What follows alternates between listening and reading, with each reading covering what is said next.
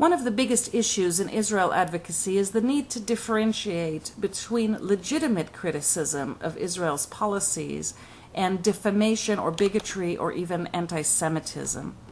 Thomas Friedman wrote in the New York Times in 2002, quote, "Criticizing Israel is not anti-Semitic, and saying so is vile, but singling out Israel for opprobrium and international sanction out of all proportion to any other party in the Middle East is anti-Semitic, and not saying so is dishonest."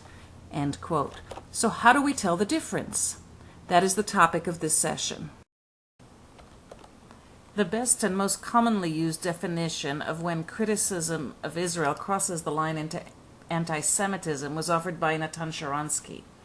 Sharansky was a human rights activist who spent 9 years in a gulag as a Soviet political prisoner. He was released in 1986 and moved to Israel, where he became involved in politics.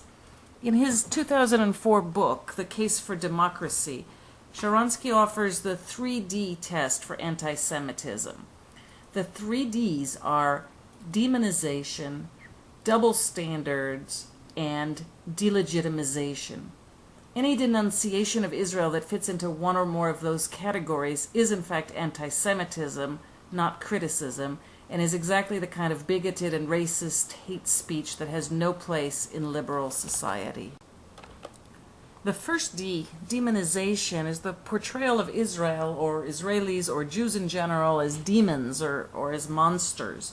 Any description of Israel as uniformly evil with absolutely no redeeming value or positive aspect is demonization. Inflammatory and emotional language and images like Holocaust and apartheid analogies, referring to Palestinian areas as concentration camps, or depicting Israeli soldiers as Nazis, all of these are anti-Semitism, not legitimate criticism. Here's an example, a cartoon that originally appeared in a Jordanian newspaper and has been reprinted also in Palestinian media. It shows a very demonic-looking Jew devouring the Dome of the Rock Mosque, which is a Muslim holy site in Jerusalem. This is the sort of monstrous representation, together with assigning evil, anti-Muslim intent, that Sharansky is talking about when he says that demonization is anti-Semitism. And by the way, the portrayals in Western media and in public discourse are usually more subtle, but they can be just as bigoted and hateful when describing Israel as a horrible villain completely out of proportion with any reality. Sharansky's second D is the test of double standards, which means the selective criticism of Israel using criteria that aren't applied to any other country. This happens, for example, when anti-Israel activists call for academic or journalistic or commercial boycotts of Israel. It also happens when human rights organizations and international bodies denounce Israel. At the same time, they ignore much, much worse violations from China or North Korea or Iran. This is not to say that Israel is perfect or that it should not be criticized, but when criticism is selectively applied, that's anti-Semitism. Arbitrary and capricious condemnation and boycotts, they don't do anything to improve human rights. Any real evaluation, any legitimate critique of Israeli conduct has to take into account international norms and has to judge all other countries, including our own, according to the same standards. The third D is the test of delegitimization. It's quite a mouthful, but what it really means is Israel's fundamental right to exist is being denied. Only Israel's, no other country. This is also anti-Semitism. Even having this debate is a form of delegitimization. Does anybody discuss whether Singapore has a right to exist, or Mozambique, or Ecuador, any other country? If you're willing to accept the general concept of nationalism, an Italian nation state or a Brazilian nation state, but not a Jewish nation state, that is both delegitimization and a double standard.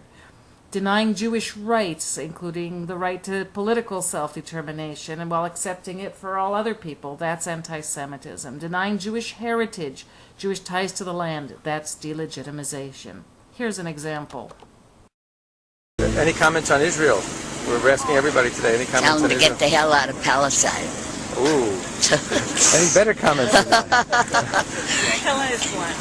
Remember, these people are occupied, and it's their land. It's not German, it's not Poland. So where should they go? What should they do? They go home. Where's the home? Poland. So the Jews, Germany. You're saying Jews go back to Poland and Germany? And America and everywhere else.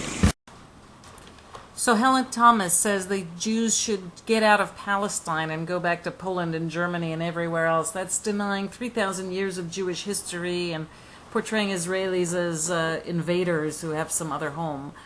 This is delegitimization, and it meets Natan Sharansky's third D test for anti-Semitism.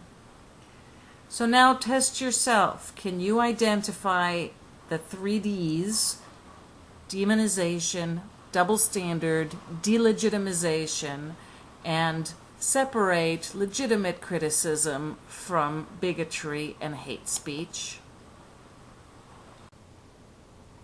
Okay, so this is where the user has to identify which is which. Is it legitimate criticism or is it hate speech? This is also where the flash programming comes in. The point isn't whether you agree or disagree with the statement, but whether it is a legitimate criticism or whether it meets Sharansky's definition of anti-Semitism, like what Helen Thomas was saying, Palestine is Arab and Jews have no place there. For each answer, whether correct or incorrect, the system would then respond telling the user what the correct answer is and why, with some additional explanation, whether they got it right or got it wrong, in either case, and then at the end of the quiz it would give them a rating and maybe reiterate the correct answers.